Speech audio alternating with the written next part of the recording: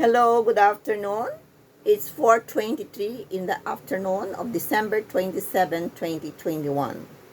It's only a few more days and we will be bidding goodbye to 2021 and we will be welcoming a new year, that's 2022.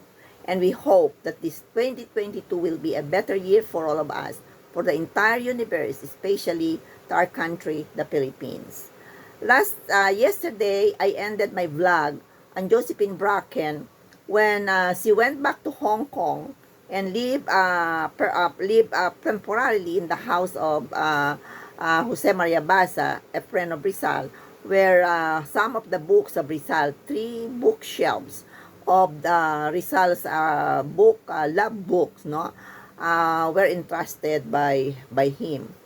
But Josephine, according to her, she was able to read a document that stated that these books would be bequeathed to Ferdinand Bulumentrit once Rizal died. But when she said this, when she told this to Basa, it started the animosity between the two, because the family of Rizal was also claiming these particular books, and Basa was more sympathetic to the family of Dr. Jose Rizal than to Josephine Bracken. So umalis si Josephine Bracken sa bahay ni Jose Maria Basa, at siya ay tumira, kumuha ng kanyang sariling tahanan. At this time, Josephine Bracken was definitely hard up because the man who adopted her had already died, and he left to her only a very small amount of money na ginagamit niya para sa kanyang pagkabuhay doon sa Espanya. Not sa Espanya, doon sa Hong Kong, no? So while she was in Hong Kong, she decided to engage in tutorial class na teaching English under a tutorial scheme. And so, it was in this particular tutorial class in English that he met Jose Abad, a Filipino who was in Hong Kong at the time because he was working there. He was working in Hong Kong. He was assigned there by his company, the Tabacalera. And he met Josephine Bracken as the tutor in that particular English class. Sino ba si Vicente Abad? Who was Vicente Abad? Vicente Abad belonged to a clan of Criollos. And because they are Criollos, they owe their allegiance to Spain. But in sentiments, they were pro-Filipinos. Pro-Filipino sila kasi nandiyan talaga namang kapag nandun ang puso nila sa mga Pilipino, kaya lang yung panilang katapatan ay para sa Espanya. That was how they were described, no? In fact, no one among the siblings of Vicente had been to Spain. Not even Vicente had been to Spain. Only the mother and the father had been to Spain. So talagang mas malaki ang simpatiya ni na Abad sa mga Pilipino kaysa kanilang yung allegiance, no? Allegiance to Espanya, no? Among the siblings of the Abads, it was only Vicente who married a foreigner. And when he married Josephine and brought him to the Abad's residence, Josephine was welcomed very warmly by the Abads. And she was accepted with open hearts. Unlike the way she was with the family of Dr. Jose Rizal. With the family of Dr. Rizal, she was not accepted warmly. She was treated with hostility, and they look at her as a woman with a past, and a woman who was shameless because nga she was living in with Rizal without the benefit of the marriage, no, in the Catholic Church. So So it was a different treatment from the Rizal to the Abad. And sorry, Josephine was very happy. Kahit na alam ng mga abads ang mga maraming bagay tungkol sa kanya, how controversial she was, they did not talk about those things. And they never referred to Josephine as La Americana, La Irlandesa, or La Extranjera. Never. She was there as the wife of their brother, of the parents treating Josephine as daughter-in-law, and loved her the way they loved their children also. And she was very close to her sisters-in-law, especially to the one named Anna. She helped in the household activities, household uh, uh, chores, at siya ay sa paglalaba, sa pagluluto, sa paglilinis ng bahay, baking, cross-stitching, crocheting, yung mga ganon. She was there with the sisters and they were happy together. With the sisters in London, they were happy together. She was age 21 at that time, and when she married Vicente Abad.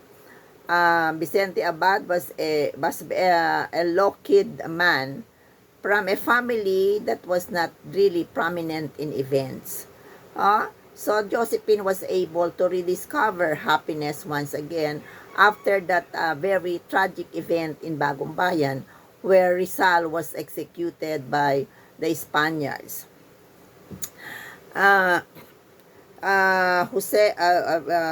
Vicente Abad was 8 years older than Josephine Bracken.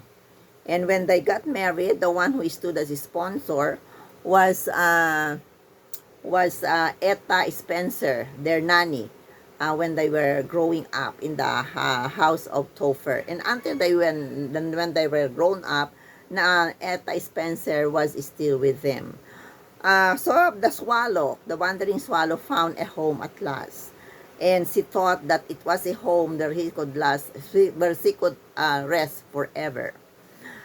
So, why was Vicente Abad nga pala in Hong Kong? He was in Hong Kong because nga nagpa-assign siya doon sa kanyang company, the Tabacalera, because in 1896, there was so much trouble in the Philippines. So much blood was being shed in the Philippines. So we have the revolution, where many revolutionaries were killed, and Dr. Jose Rizal was executed in December 1896, December 30, 1896. So this Vicente could not stand the sight of blood. So he decided to leave Manila and work in Hong Kong. Kaya nakita sila doon ni Josephine Bracken. So after their wedding, they decided to return to Manila on May 4, 1899. A year 1978, 99, 3 years after the death of Dr. Jose Rizal. They live in the house of Vicente's parents, the Abads, in San Jose, Trozo de Manila. Doon sila nagtira muna. But like other newlyweds who would like to have their own privacy, they transferred to a rented house in the vicinity of Manila also, malapit sa kanyang pinagtatrabahuhan. And Josephine, who did not like to be idle, many European women do not like to be idle, decided to teach English as a part-time teacher at Liceo de Manila. At dito ay naging estudyante niya si Sergio Osmeña. Naging estudyante pala ni Josephine si Sergio Osmeña. So then Vicente was assigned in Cebu, and Josephine went with him in Cebu also. And she decided to now engage in private tutoring while she was in Cebu. Sabi ni Josephine dun sa kanyang recollection of her life with the Abads, sabi niya ganon ay, those years with the Abads were happy and tranquil years she shared with her sisters-in-law. Sabi ni Josephine na ganon. So talaga maganda ang ano ni Josephine sa kanyang mga sisters-in-law, mga Abads, the Abads, not the Rizals, because she was not treated with respect, especially by the sisters like Saturnina and Trinidad. They went back to Hong Kong in 1900. So, when they went back to Hong Kong 1900, that was the time Josephine was actually feeling very ill. Why? Because yung very short yung happiness ni Josephine talaga eh. So when there were some symptoms that she had been feeling already early on, but she did not mind that. However, yung palang illness niya is already very serious. And it started now with the swelling of her throat. And then finally, nagkaroon na siya ng fever. And then finally, hindi na siya nakakapagsalita. Sinusulat na lang niya yung gusto niyang sabihin. How difficult it was for a woman not to be able to talk, no? For anyone, not only woman, na to be able to talk and just write what you would like to convey to your, to the people around you. So, and then naglagnat na sa, and the fever never left Josephine. Lagi na lang siyang may lagnat, and she started to become very weak. And so with this condition turning worse, ang feeling ni Josephine ay she would die very soon. And she did not like to die in the Philippines. She wanted to die in the place where she had seen the first ray of light, kung saan niya unang nasinaga ng liwanag.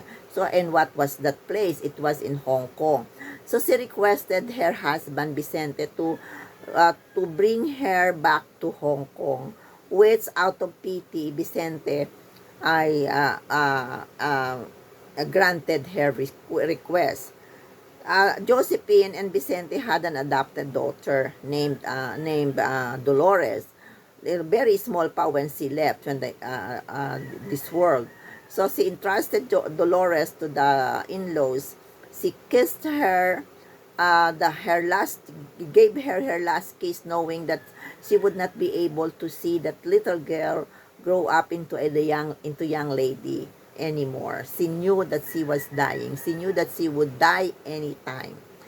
And so Josephine left the Philippines, and in Hong Kong, she was confined at the Canossian Ren Hospital of St. Francis. So doon siya. You remember the kind of education Josephine had was Canossian education. She was a Catholic, and she remained a Catholic all throughout her life. Even though there was a time when she defied the rules of the Catholic Church, when she decided to live in with Rizal. It was love which made her forget all her Catholic orientation. Basta lang makasama niya si Dr. Jose Rizal. And there was a priest who administered to Josephine Bracken during the last few days of her life, who tried to revive her spirit and tried to make her alive again. But sabi niya ganon, when I saw Mrs. Rizal, he referred to Bracken as Mrs. Rizal.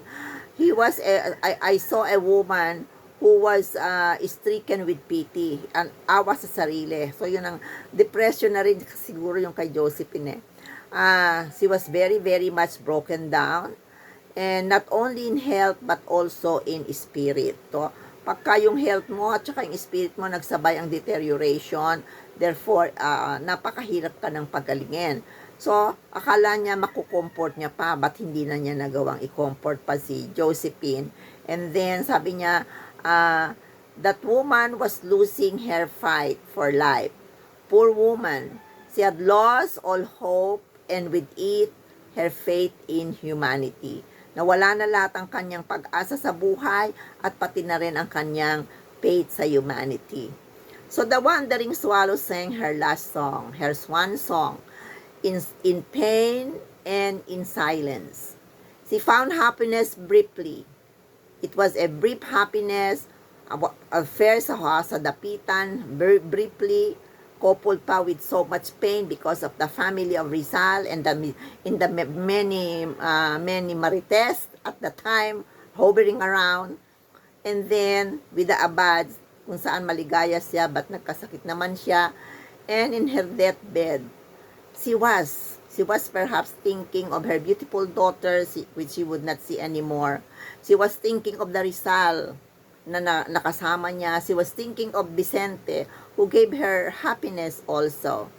And she was thinking of the Abad family, which took her as for what she was without question and loved her as she was.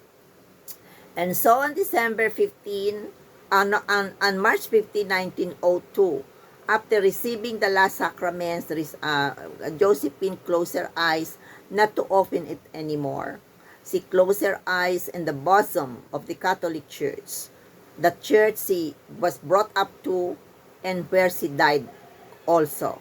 The last breath ay nandyan pa rin ang kanyang pananampalatayang Katoliko. She was not alone when she died, but she was alone in her deathbed because Vicente was not allowed to come near her because tuberculosis at that time was a contagious disease. So, she died alone in her deathbed. And even in death, she was alone. Even now, the wandering swallow is still wandering because her grave could not be located. In the cemetery in Hong Kong, nobody could find her grave until today. And so the soul of the wandering swallow was still wandering. Perhaps it would always be able to find rest at last when the souls of Rizal and her soul would meet somewhere in heaven. And we can only pray for the wandering swallow's soul because she lived a life of pain. She lived a life of sadness. She lived a life of unhappiness. So let us pray for the repose of her soul and that of Dr. Jose Rizal. So thank you very much. Bye-bye for now. I'll be vlogging again tonight. Another topic about Dr. Jose Rizal. Merry Christmas once again. And let us still observe health protocol and observe the New Year with with happiness, with joy. But let us all be safe. Bye-bye. This is your Lola Amalia saying please subscribe to my channel. Just me, Amalia. Bye-bye. I love you all.